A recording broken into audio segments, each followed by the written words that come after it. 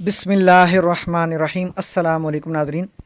Corruption का जब भी नाम आता है तो हमारे जहन में सबसे पहले पुलिस या पटवारी या तहसीलदार इस तरह के जो ऑफिशियल्स हैं वो सामने आते हैं, क्योंकि रोज़मर्रा के मामलात में हमें इन्हीं से वाबस्ता होना पड़ता है। किसी के साथ कोई मसला आ गया, वो थाने में जाता है, वो पुलिस जो है वो रिश्वत का मुतालबा करती है, करप्शन करती है, काम करती है, किसी का नहीं करती, कोई विक्टिम होता है तो,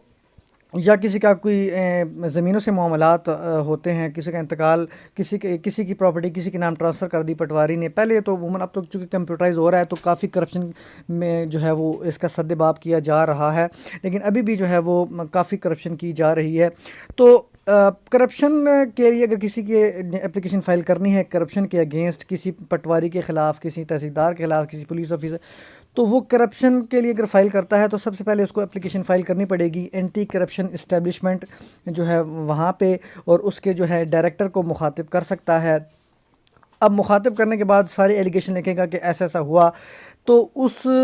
जब डायरेक्टर के पास एप्लीकेशन जाती है, उस रीजनल डायरेक्टर के पास, तो वो एक इंक्वायरी ऑफिसर को नॉमिनेट करता है कि आप इंक्वायर करें मैटर को कि आया ये जो कंप्लेंट फ़ाइल की गई है ये जेन्युइन भी है या नहीं है, या वैसी बोगस किसी ने किसी ग्रज की वजह से या कोई और उसकी जो भी वजूहत हो सकती हैं इस वजह से फ़ाइल की। तो इंक्वायरी इसमें मैंडेटरी रखी गई है, या यहाँ पे वर्ड लिखा हुआ है शेल का, इस जो लॉ में, कि शेल बी कंडक्टेड, यानी कि इंक्वायरी ऑफिशियल शेल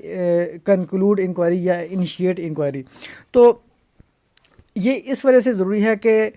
एक तो ये कि जो हैबिचुअल कंप्लेनेंट होते हैं कि जिनका रोज़मर्रा का काम ही होता है कि लोगों को तंग परेशान करना, उनको ब्लैकमेल करना, या किसी ज़ाती रंजिश की बिना पर वो ब्लैकमेल करते हैं किसी पब्लिक सर्वेंट को, उनके ख़िलाफ़ करप्शन का इल्ज़ाम लगा के, तो इससे भी बचा जाए कि इसको डिस्करेज किया जाए कि जो हैबिचुअल कंप्लेनेंट होते हैं वो लोगों को तंग परेशान ना करें। और इसका दूसरा जो मकसद वो ये है कि जो पब्लिक सर्वेंट है जो अपनी जो ड्यूटी है वो सही तौर पर अंजाम दे रहा है, और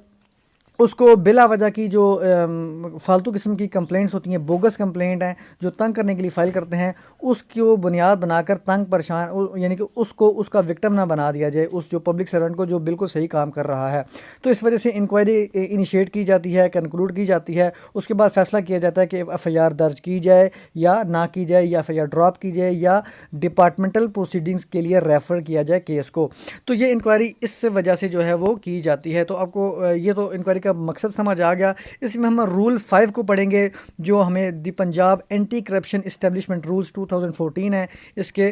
इसमें बताया गया है। थोड़ा सा आपको बता दूं, इंक्वायरी अब जब होती है तो पार्टीज़ को तलब किया जाता है, जो भी पार्टीज़ होती हैं उनसे सवाल जवाब किए जाते हैं कि आप बताएं कैसे हुआ, आपने क्या इल्ज़ाम लगाया, कैसे हुआ, जो भी डॉक्यूमेंट्री प्रूफ है आपको आप हमें बताएं।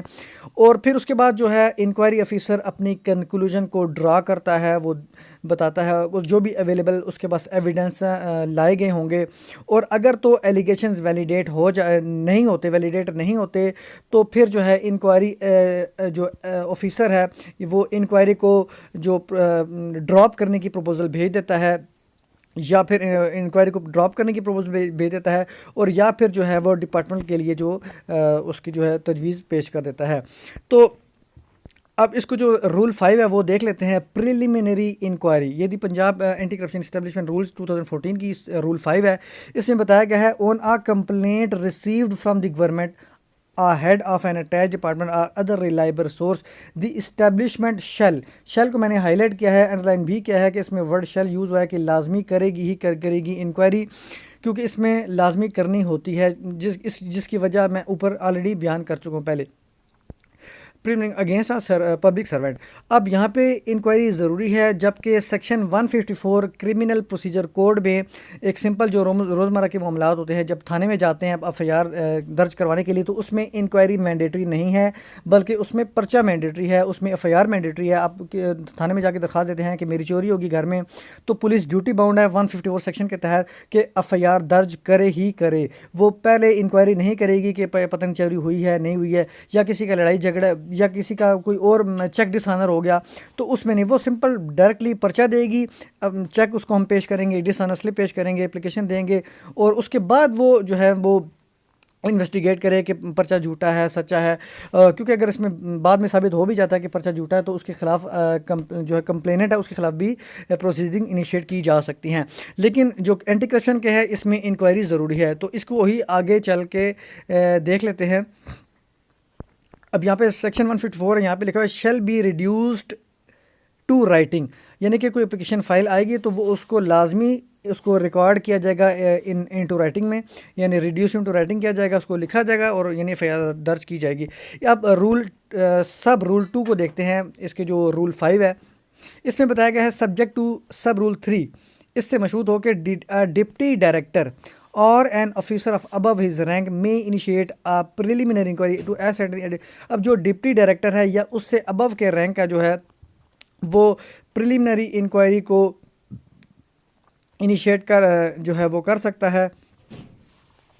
किस वजह से कि कंप्लेनेंट की जो है आइडेंटिटी उसको एसर्टेन किया जाए कि जो कंप्लेंट फ़ाइल की जा रही है किसने की है, वो बंदा वाकई पेश हुआ है नहीं हुआ, वो वाकई इंटरेस्टेड भी है या नहीं है, या किसी ने वैसी जो है नाम वगैरह लिख के और आपको फ़ाइल कर दी एप्लीकेशन, तो उसको बुलाया जाएगा, वो फैक्ट्स को देखा जाएगा, वेरोसिटी ऑफ द फैक्ट्स को देखा जाएगा, ये तमाम चीज़ देखी जाएंगी। इसके बाद जो है सब रूल 3 इसमें बताया गया है the inquiry mentioned in sub rule 2 against our district coordination officer. अब यहाँ पे बताया गया कुछ एक्सेप्शन बता दी गई हैं कि अगर तो इंक्वायरी किसी डीसीओ के ख़िलाफ़ है, जो डिप्टी कमिश्नर भी आजकल जिसको कहा जाता है, जो एडमिनिस्ट्रेटिव हेड होता है एक डिस्ट्रिक्ट का, या कमिश्नर है जो डिवीज़न का हेड होता है एडमिनिस्ट्रेशन का, या सेक्रेटरी टू गवर्नमेंट है इसके खिलाफ है, हेड ऑफ अटैच डिपार्टमेंट के खिलाफ है, या दीगर कोई भी ऑफिसर है जो बीपीएस जिसका जो स्केल है वो 20वें स्केल से यानी ऊपर है,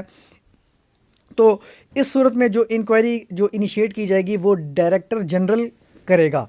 वो डिप्टी डायरेक्टर नहीं करेगा बल्कि डायरेक्टर करेगा, डायरेक्टर जनरल करेगा, लेकिन वो भी इनिशिएट करेगा किससे,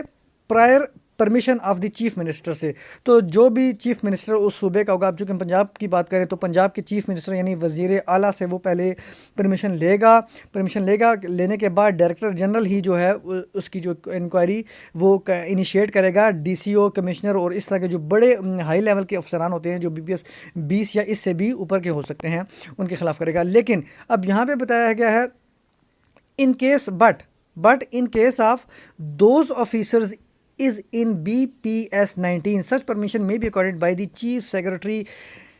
बट अब यहाँ पे बात ख़त्म करता हूँ कि अगर तो BPS 19 में वो मुलाजमीन फ़ाल करते हैं, क्योंकि लाजमी नहीं कि एक डिप्टी कमिश्नर है या DCO है उसका ग्रेड 18 ही हो या ग्रेड 19 ही हो, क्योंकि डिप्टी कमिश्नर का जो ग्रेड है वो 18 भी हो सकता है, 19 भी हो सकता है। जो छोटे ज़िला होते हैं उसमें 18 स्केल होता है और बड़े ज़िला में 19 हो सकता है, और भी कई वजूहत हो सकती है। इस तरह जो है स्केल्स भी ऊंच नीच होती रहती है। तो इसमें यहाँ पे उसको बताया गया है कि अगर उन ऑफिसर की जो स्केल्स हैं वो 19 स्केल में वो काम कर रहे हैं तो चीफ़ मिनिस्टर से इजाज़त लेने की फिर लाजमी नहीं, मैंडेटरी नहीं रहती, बल्कि चीफ़ सेक्रेटरी से भी लिए जा सकती है। लेकिन इस सूरत में जो है वो डायरेक्टर जनरल, लेकिन जो डायरेक्टर जनरल है वो कंप्लेनेंट से तो इन्फॉर्मेशन ले सकता है उसकी आइडेंटिटी के लिए, और एविडेंस जो है वो कलेक्ट कर सकता है विदाउट जो परमिशन। अब इसके बाद जो सब रूल 4 है इसी रूल का, इसमें बताया गया है after initiation of a preliminary inquiry the concern public on first hearing of on the first date of hearing shall be provided. अब यहाँ पे लिखा हुआ जी free of cost a copy of the complaint. अब जब इंक्वायरी जो है वो इनिशिएट कर दी जाती है तो जो कंसर्न पब्लिक सर्वेंट है जिसके खिलाफ इल्ज़ाम लगाया गया है उसको फ्री ऑफ कॉस्ट जो है वो कॉपी प्रोवाइड की जाएगी उस कंप्लेंट की जो उसके खिलाफ जिसमें इल्ज़ाम दर्ज होंगे, और जो भी उसके साथ एनेक्सिस वगैरह हैं, जो भी अटैचमेंट उसके, यहाँ एनेक्सिस का मतलब है कि जो भी उसके साथ जो मुंसलिका दस्तावेज़ात होंगी, जो भी प्रूफ के तौर पर उसने बताया होगा कि इसने करप्शन की है, ऐसे की है, ये इंतकाल उसने ट्रांसफ़र कराया है, मतलब ये इंतकाल किया है, ये ज़मीन बेची है, या जो भी इस तरह के जो उसके साथ एनेक्सिस वगैरह होंगे वो फ्री ऑफ कॉस्ट उसको प्रोवाइड करेगा उस पब्लिक सर्वेंट को, उसको की जाएंगी इंक्वायरी स्टार्ट होने के बाद।